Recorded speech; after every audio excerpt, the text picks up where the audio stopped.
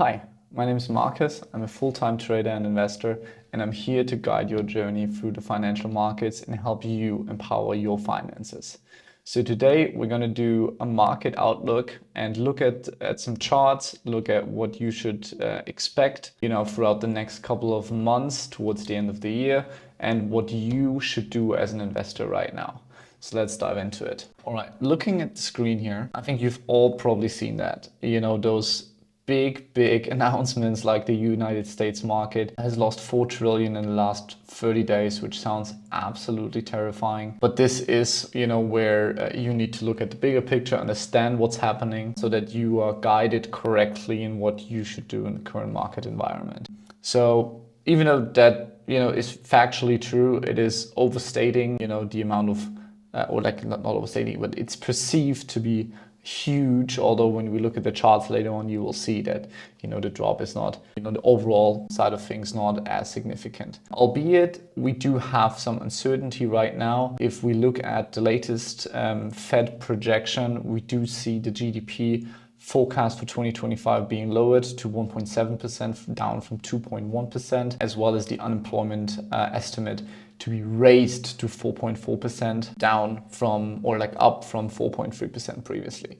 So it all points towards a more bearish, so a more sort of negative picture throughout this year, looking at the current projection, because we do have, lower GDP growth and higher unemployment, as well as still higher inflation than the targeted 2% that the Fed is estimating. Basically, we do see uncertainty. We can also read it here, not only because of the, poor economic projection, but also because of the tariffs, which generally hamper international growth and economic trade throughout nations. So it's not the most positive picture. If we also look at the UN projection, we do see generally a slower economic growth pace than the pre-pandemic average, which has been 3.2%. And now we look at the overall, world economy rather than just the US specific one, which we looked at previously. So overall, the outlook is subdued and there are persistent uncertainties, not only due to the wars that we have seen, but also due to the economic projections. So now, where do we go from here? The market always basically reacts based on news. And we have had now a lot of sort of negative news, the tariffs, we had higher inflation than anticipated, lower rate cuts than anticipated. So now what happens next? When we look at the Federal Reserve FOMC statement that was just published sort of mid towards end of March, we do see that they again state the targeted inflation rate of 2%.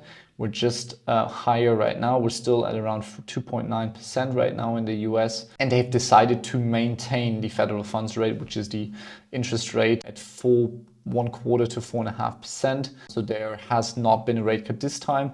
The only thing which is very interesting, and we'll come to that later, why it matters, is that they the committee will slow the pace of decline of its security holdings by reducing the monthly redemption cap on securities from 25 billion to 5 billion. So that's a massive reduction, but it still means that the holdings will be reduced and not accumulated. So having seen the Federal Reserve statement of the previous FOMC, now let's look at what are the projections for the interest rate cuts. In the next FOMC, we do 88% of experts believe there will not be a rate cut. And then towards either in June or July, there is a projection of lowering the interest rate. And then there is another one to reduce it 25 basis points further somewhere in Q3 and Q4. So we project 2 further rate cuts this year, and then sort of next year also around 2, but it's a very slow decline.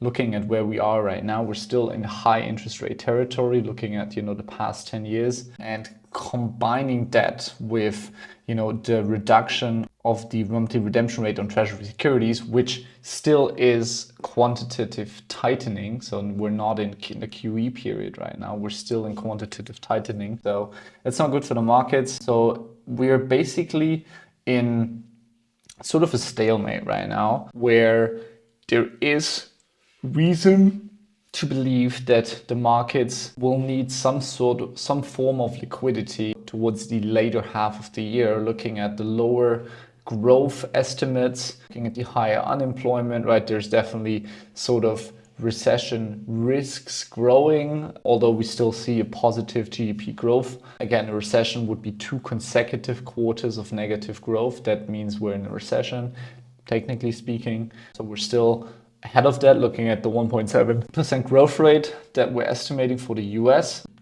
The immediate short-term future doesn't look bright. Of course, the quantitative tightening is ending or reducing, while the quantitative easing is increasing, though the chances of quantitative easing are increasing. So it will still take time until we see a further positive outlook, though we do acknowledge that the stance of the Fed, is sort of like easing up when it comes to reducing rates, as well as, potentially looking at quantitative easing.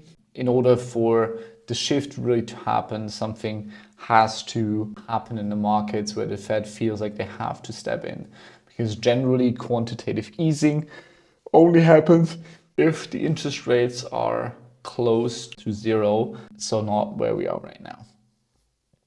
Looking at the markets, as we saw in the beginning, the 4 trillion that has been eliminated in the markets on the S&P 500 is literally like that candle here, which is a monthly candle, so that's like March here. And we have lost since the highs. We were down around 10% as of the recording of this video. We're at around minus 7% from all-time highs. But we also have had an extensive run. If we measure using classic Fibonacci retracements, right, we could, see a further dip, maybe in total to be around, 12, 15% maybe. That would be sort of a realistic target that I would look at. If we look at the weekly chart, we can see this very strong bullish uptrend based on the weekly 20 EMA, which has been holding here quite strongly.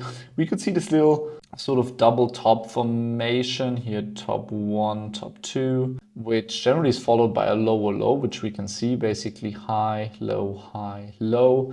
So basically that sort of marks a first indication of a deeper bearish correction. So basically what I would sort of anticipate would now be sort of a correction like this, and then a further correction, and then again sort of an uptrend, but basically having sort of a pullback, a deeper correction, and then sort of sideways consolidation, and then maybe a continuation at some stage towards the end of the year. However, I think in the grand scheme of things, what is important is to look at the bigger picture, right? We're still in a super bullish trend, and we might look at a quarter or two of contraction in the stock market, especially when we look at the US.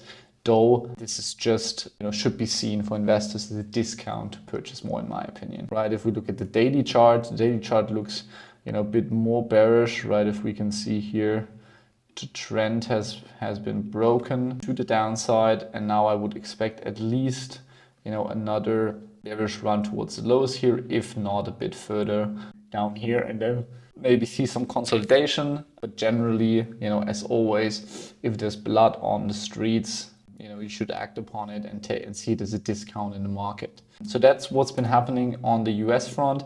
If we look at the European markets, the European markets are holding up more strongly. If I look at the European index here on the monthly chart, it's still at the all-time highs. Also, if I look at the daily chart, right, we have made this little double top. So here I would definitely sort of expect a break, maybe a retest, a further break, and then sort of like this.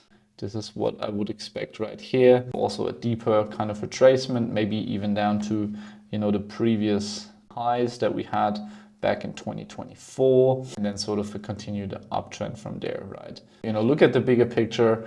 If you see those, massive announcements on Instagram, don't be too confused, right?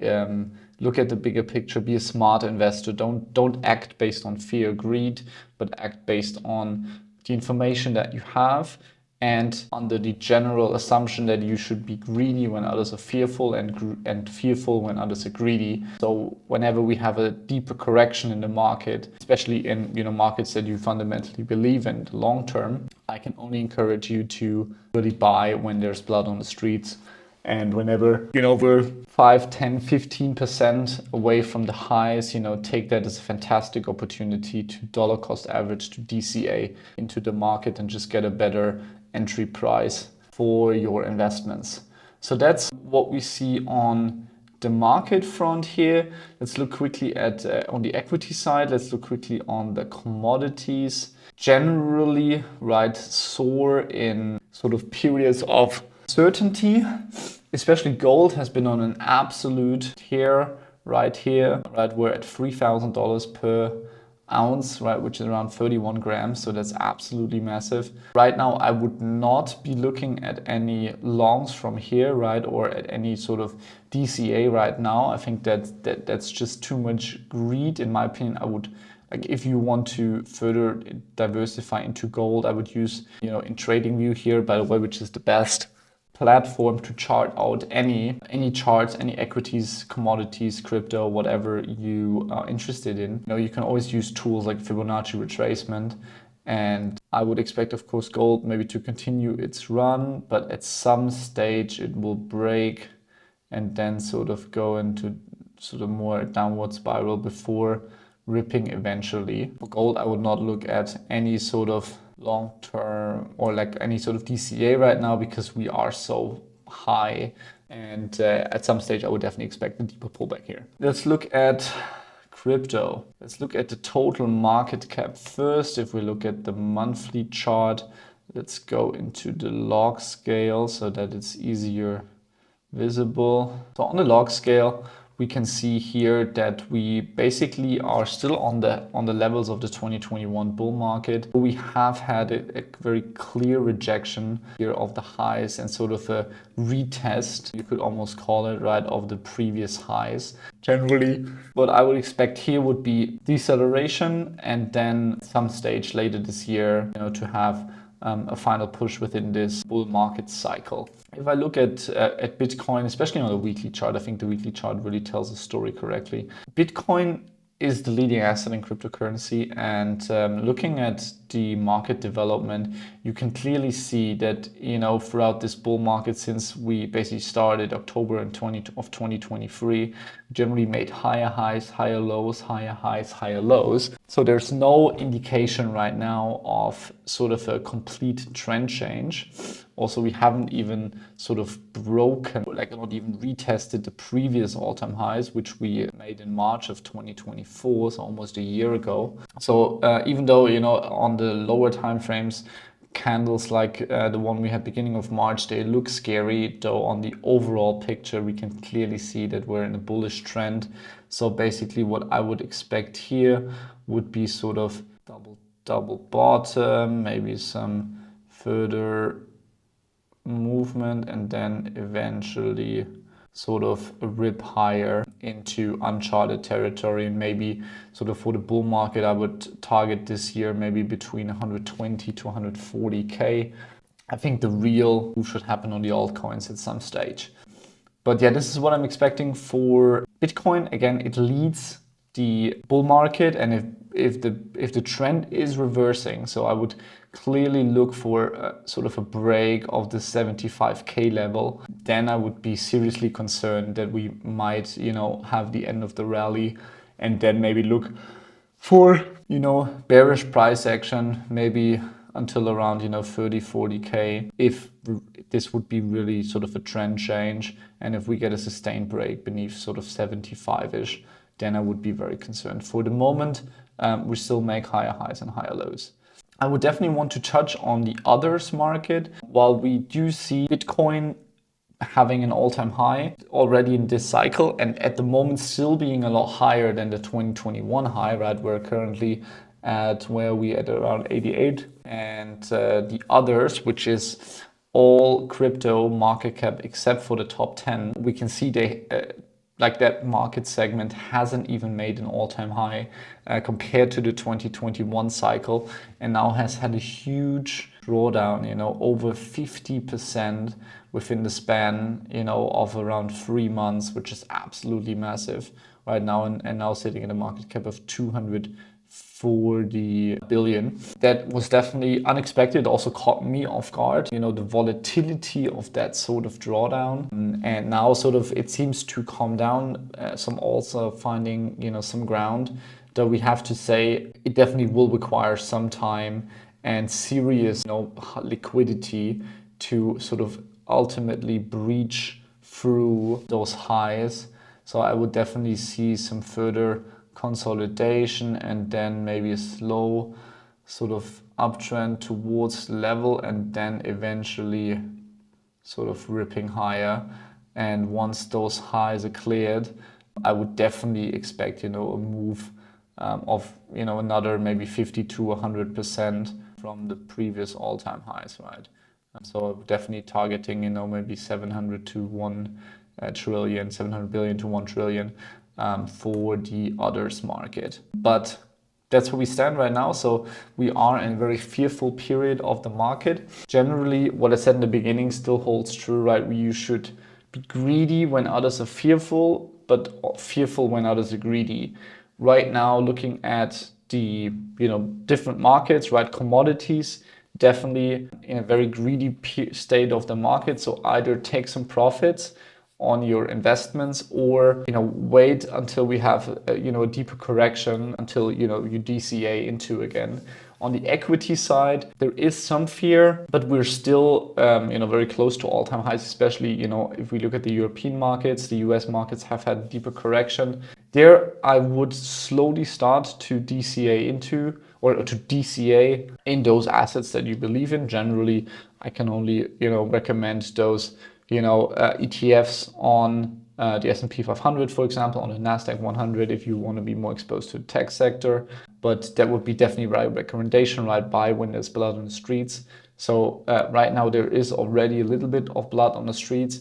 Expect, in my opinion, I'm expecting more blood, because they're like looking at the macroeconomic data. I feel like there's still further downside. Also, if we look at the charts, though it is already a good start, where you can start putting more money into the DCA. If we look at crypto, there's definitely a big uncertainty right now. I would not ape into any low cap altcoin other than, let's say, the top 20 right now. If you have spare capital, it is a decent time to DCA into, though you need to expect still some short to midterm volatility, and expect that your alts could still lose another 50% until eventually the liquidity will come in, and the true alt season would rip. So right now on the cryptocurrency side, if you haven't taken profits, I don't think that right now is a great period to take profits, because there's just so much fear in the market, especially if we look at altcoins. As we can see,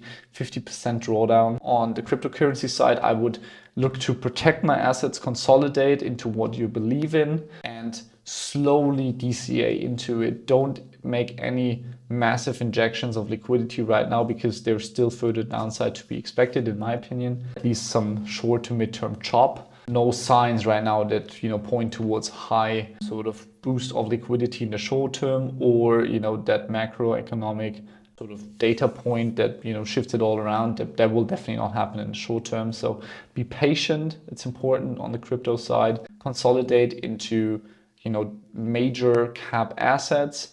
Still hold stablecoin, maybe farm, do yield farming, airdrop farming, and focus on accumulating assets without putting too much money of your hard-earned cash into it right now, because there is further, downside or further risk volatility to be expected. Though generally, if there's a project you believe in, it's not a terrible time to invest in, especially mid to high cap altcoins. And with that, I would close my resolution. I hope you enjoyed this very first video on the channel. Subscribe and like for further comment like this.